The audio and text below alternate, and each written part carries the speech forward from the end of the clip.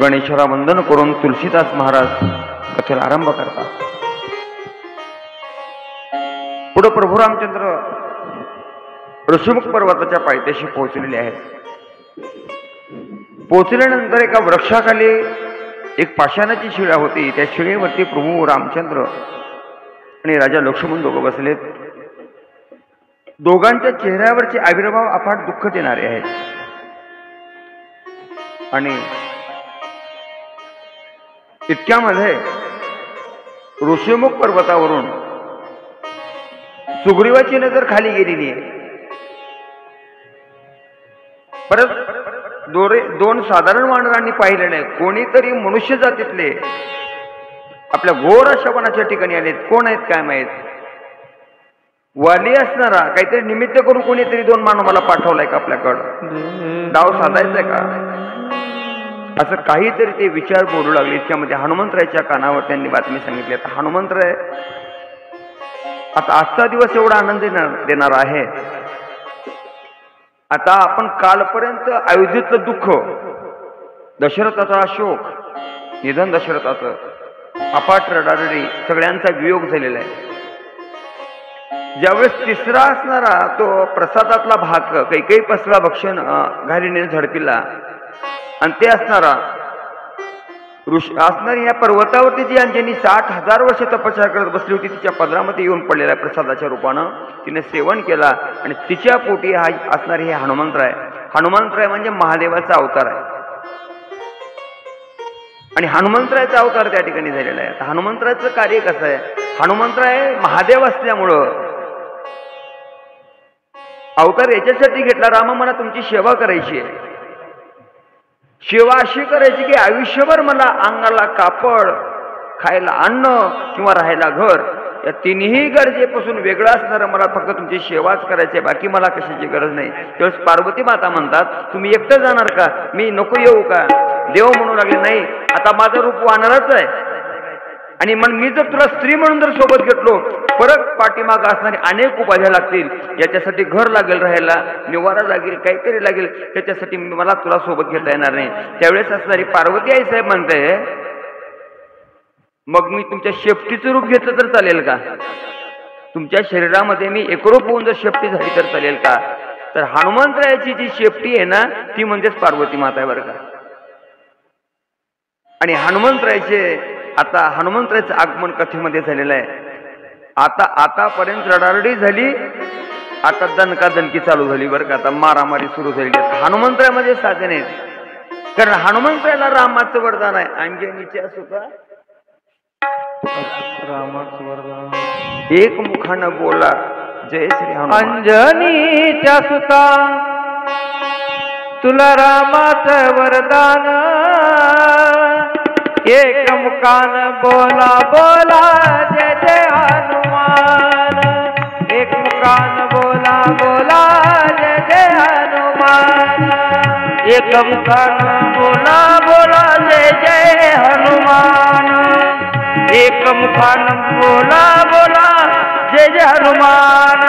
अंजनीच्या सुता रामाचं वरदान, अंजनीच्या सुता तुला रामाचं वरदान, एक मुखान बोला बोला जय जय हनुमान, एक मुखान बोला बोला जय जय हनुमान, एक मुखान बोला बोला जय जय हनुमान, एक मुखान बोला बोला जय जय हनुमान।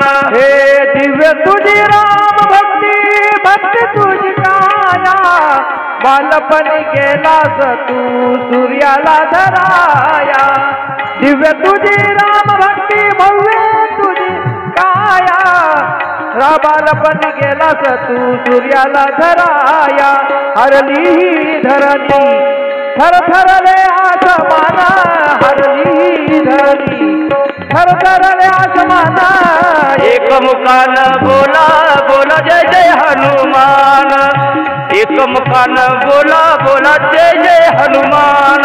अंजनीच्या सुता रामाचा वरदान, अंजनीच्या सुता तुला रामाचा वरदान, एकमुखान बोला बोला जय जय हनुमान, एकमुखान बोला बोला जय जय हनुमान.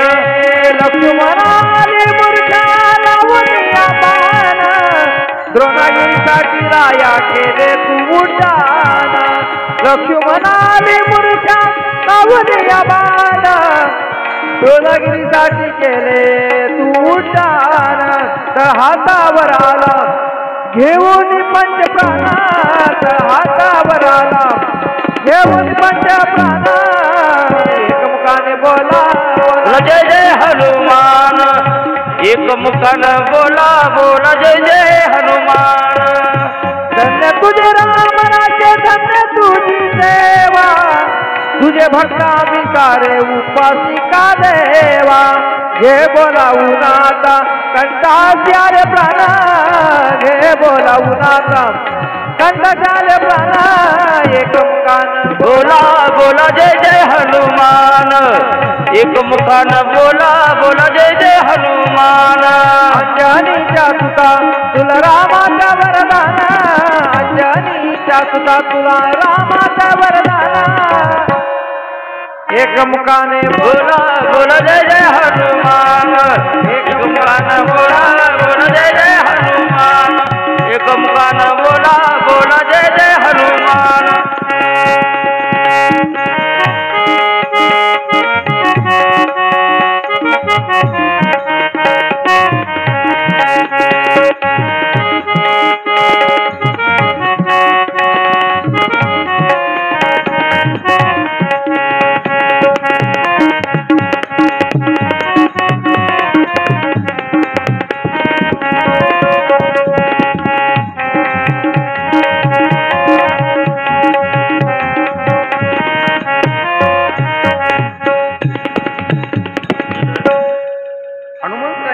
हनुमंतरायांनी पाहिलं, हनुमंतरायाची नजर गेलेली आहे. हनुमंतराय म्हणतात कोण असतील हे पुरुष. आता यांना ओळखायचं, यांची ओळख पटवायचं, मग यांच्याकडे जाऊन यांची परीक्षा घ्यावी. नक्कीच वालीनं काहीतरी सूड उगवण्यासाठी आमच्याकडे या दोन पुरुषाला पाठवलं असेल असा विचार करू लागलेले. आणि लगेच एक नवल झालं. हनुमंतरायांनी ब्राह्मणाचं रूप घेतलेलं आहे. ब्राह्मणाचं रूप घेतलं, गळ्यामध्ये जानवं घातलेलं आहे, कमरेला सोहळं नेसलेलं आहे. आता ब्राह्मणाचं सोहळं का पक्का राहते म्हणाला का बंगळ बंगळ नेसणं, तसलं सोहळं घातलं. बगलमध्ये पंचांगणच असणारा एक ग्रंथ घातलेला आहे आणि पंचांगण घेऊन असणारं हनुमंतराय आलेले आहेत बरं का आता. आणि हनुमंतराय येऊन असणार त्या ठिकाणी लगेच आणि येऊन इकडं तिकडं पाहू लागले आणि एकदम असणार त्यांच्या जवळ गेलेले आहेत. आणि गेल्यानंतर त्यांनी विचारपूस नाही केले, पुढे जाऊन उभारला हनुमंतरायांनी. उभारल्यानंतर हे म्हणू लागले अरे या ठिकाणी कुणीच मनुष्य दिसत नाही, पण एकदम एक ब्राह्मण देवता आपल्या समोर कशी काय आलेली आहे. त्यावेळेस विचारू लागले तुम्ही कोण आहात. ब्राह्मण देवता. प्रभू रामचंद्र म्हणतात ब्राह्मण देवता तुम्ही कोण आहात. ब्राह्मण देवता म्हणतात मी कोण आहे हे तुम्हाला का करायचं, पण तुम्ही कोण आहे ते मला सांगा. त्यावेळेस ती म्हणले अयोध्या असणारा जो देश आहे ना, तिथल्या कौशल्येस असणारा पुत्र मी, दशरथाचा मुलगा आहे, अशी ओळख त्या ठिकाणी सांगू लागले. सांगितल्यानंतर एवढा आनंद वाटला, मनात आनंद वाटलेला आहे. पण नाही, परीक्षा घ्यायचंय कोण आहे, हा कोण आहे, हा माझा भाऊ आहे. भाऊ आहे म्हणल्यानंतर इकडे तिकडे थोडं फिरल्यासारखे केले, ओळख नाही दाखवली हनुमंतरायांनी. हनुमंतरायाच्या मनात आहे कोण आहे आणखीन बघावं, हा काय आपल्याला ओळखतोय का बघावं. आणि असा असणारा विचार हनुमंतरायांनी केला. हनुमंतराय त्यांना न बोलता थोडंसं लांब गेले आणि नंतर असणार त्या झाडावरती उडी मारून हे काय बोलतात, वरी बसले फांदीवर जाऊन काय बोलतात, काय विचार सांगतात हे ऐकण्यासाठी थांबलेले आहेत. थांबल्यानंतर त्या वृक्षाच्या खाली त्या पाषाणावरती लक्ष्मण राजा आणि प्रभू रामचंद्र वरी पाहू लागले. पाहिल्यानंतर प्रभू रामाच्या लक्षात आलेला आहे आणि देव म्हणतात लक्ष्मणा वरी बसलेलं ते वानर दिसू लागले का, त्याच्या कमरेची लंगोटी आहे बघ, ती लंगोटी आईच्या उदरातून जन्म घेते जशीच्या तशी तसा तो प्रकट झालेला आहे. त्यावेळेस हनुमंतरायाच्या आईनं हनुमंतरायाला सांगितलं होतं ज्या दिवशी तुझा गुरु भेटेल ना, तुझ्या शरीरावरची खरी गुण असणारी ही लंगोटीची तो ओळखेल आणि तोच तुझा गुरु आहे. आनंद वाटला हनुमंताला. अरे हे दुसरे कोणी नसून माझेच गुरु असणारे प्रभू राम आहेत. टणकन असणारी उडी भगवंताच्या समोर मांडलेली आणि उडी मारून भगवंताचं दर्शन घेऊ लागले. ते देवा म्हणले माझं नाव हनुमा आहे. बरं झाले तुमची माझी भेट झाली, तुम्ही माझे गुरु आहात म्हणू लागले. भगवंताच्या भोवताली उड्या मारू मारू हनुमंताला नाचू लागले आणि नाचता नाचता देवाला म्हणू लागले, चला आमचा असणारा राजा सुग्रीव असणार या ऋषिमुख पर्वतावरती वास्तव्य करतोय, तुम्हाला त्याची भेट घालतो आणि कसं काय एवढं जंगलामध्ये येणे केले मला सांगा. त्यावेळेस देव सांगू लागले, आम्हाला वनवास होता, आम्ही तिघजण वनवासाला निघालो. पंचवटीच्या ठिकाणी वास्तव्य करत असताना रावणानं असताना आमच्यासोबत खेळ मांडला आणि माझी बायको असताना त्यांनी चोरून नेलेली आहे आणि तिचा शोध घेत घेत घेत आम्ही निघालोय. आता आम्हाला कुणाच्या तरी मदतीची गरज आहे. आम्हाला आताच पाठीमागे असणार शबरीनं सांगितली होती की म्हणले असं असं असणार इथं हनुमंतरायाचं वास्तव्य, त्यांची भेट घ्या म्हणले आणि त्याच्यामुळे आनंद वाटला मला आणि तुझ्या भेटीसाठी चाललोय हनुमान. आता देवाला हनुमंतराय म्हणू लागले, आता चला म्हणले पर्वतावर जायचंय आपल्याला. देव म्हणू लागले हनुमंता, अरे चालून चालून पायात ताकदच राहिली नाही म्हणले. आता थकलोय, आता आम्ही आता भागलोय, आता चलण्याचं बळ आमच्याकडं नाही. हनुमंतराय म्हणतात, मग काळजी करू नका देवा, आता काय करा तुम्ही दोघं जण माझ्या खांद्यावर बसा. देवाने म्हणजे खांद्यावर? हो देवा, तुम्ही काळजी करू नका. कारण माणसाला माहित आहे, बघा म्हाताऱ्या माणसाला माहित आहे, काकद जर उचलून घेतलं, लेकरू काकद जर उचलून घेतलं तर जिम्मेदारी कोणाची सांभाळायची? ज्यानं उचलून घेतले त्याची जिम्मेदारी की त्याला गच पकडायला होतं. ते कधी पडेल काही सांगता येतं. पडल्यावर घेणाऱ्याला शिवाय मिळतात, सून घरात घेणाऱ्याला शिवाय तिथे. आणि लेकरू जर खांद्यावर घेतलं तर उचलून घेणाऱ्याची जिम्मेदारी नाही, वरी बसणाऱ्याची जिम्मेदारी आहे, त्यांना गच धरून पकडावं लागतंय. म्हणून हनुमंतांनी सांगितलेलं आहे तुम्ही खांद्यावर बसा आणि उजव्या खांद्यावर प्रभू रामाला बसवलेलं आहे आणि डाव्या खांद्यावर लक्ष्मणाला घेतलेलं आहे. आणि आता हनुमंतराय देवाला म्हणतात, देवा काळजी करायची नाही, आपल्याकडे असं विमान आहे म्हणले, अशी मोटरसायकल आहे म्हणले, आपल्याकडे कार अशी आहे म्हणले, त्या गाडीला पेट्रोल बी लागणार आणि पाणी बी लागणार, काही इंधन लागणार, बगट पेट्रोलची गाडी आहे म्हणजे कुठं जाईल तिथं जाईल म्हणजे आकाशात. आणि उडाण घेतला हनुमंतरायांनी बरं का.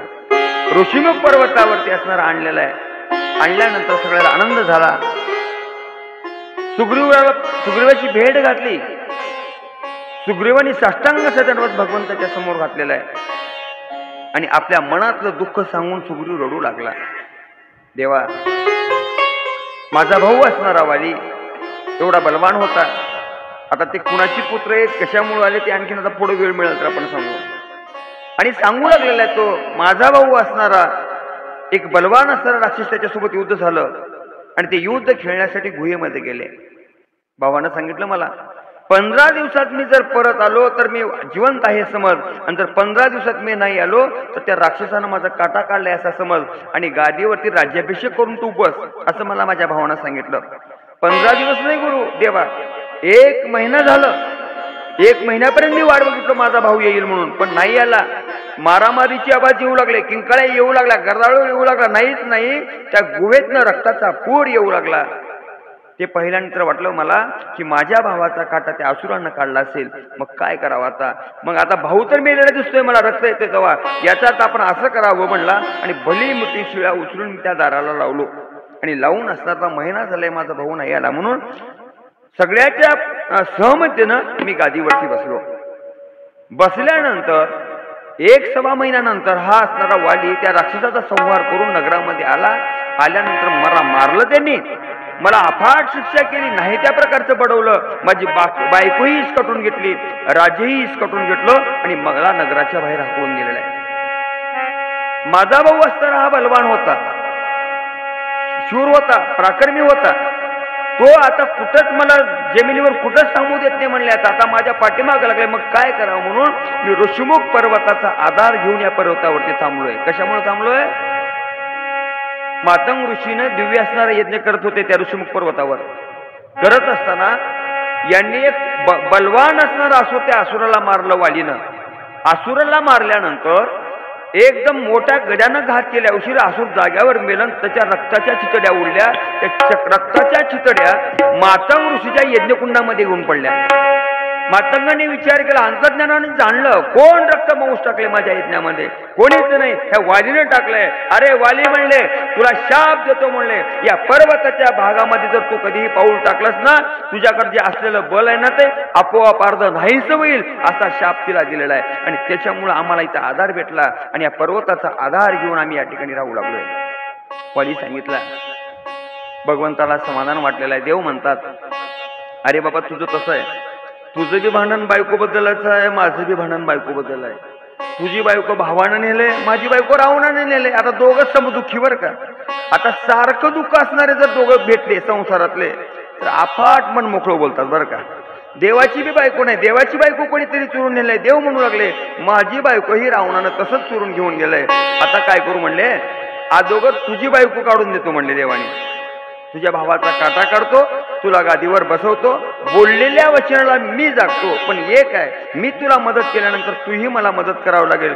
अहो म्हणले, देवा तुम्ही काय काळजी करताय, मी आहे ना. हनुमंतराय म्हणतात, प्रभू रामांनी आम्हाला कुडावलं. कुडावलं म्हणजे आधार दिला बरं का. नाथ रामायणामध्ये सुंदर चिंतन आहे या गोष्टीचं.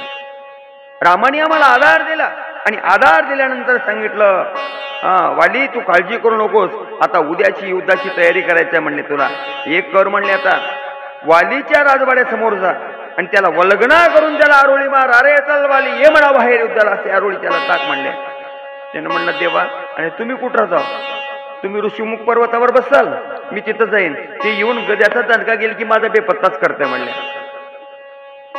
भगवंतांनी म्हणलं, तिची काळजी तू करू नकोस म्हणले, मी आहे ना आता. भगवंत परमात्माने सांगितल्यानंतर सुग्रीवाला थोडा धीर पोहोचला आणि सुग्रीव असणारा खंद्यावरती गदा ठेवलेला. दुसरा दिवस निघालेला आहे आणि वालीच्या असणाऱ्या राजवाड्याच्या समोर गेला. अरे वाली, ये बाहेर, युद्ध करायचंय ना तुला माझ्यासोबत, माझी बायको हिरावून घेऊन बसतोय काय, चल ये बाहेर. गर्जना करू लागलेला आहे. गर्जना करता इतक्यामध्ये मध्ये बसला होता असणारा वाली. वालीच्या कानावरती शब्द आले.